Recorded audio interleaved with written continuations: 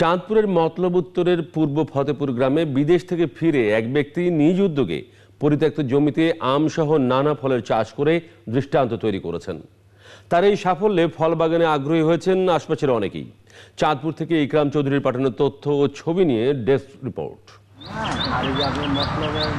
18 বছর সৌদি আরবে থেকে দেশে ফিরে চাঁদপুরের উত্তর মতলবের ফতেপুর গ্রামের বাসিন্দা সেলিম প্রধান তার 84% জমিতে আম, লিচু, পেয়ারা, লেবু, লটকন সহ নানা ফলের চাষ করেন।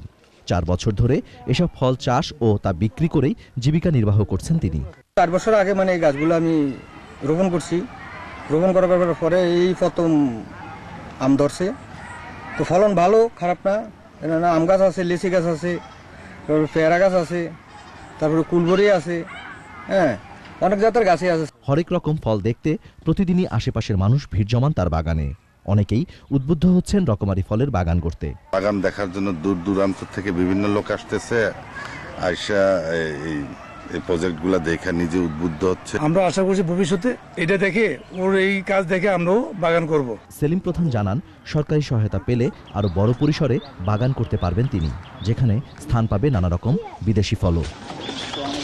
National desk, channel I.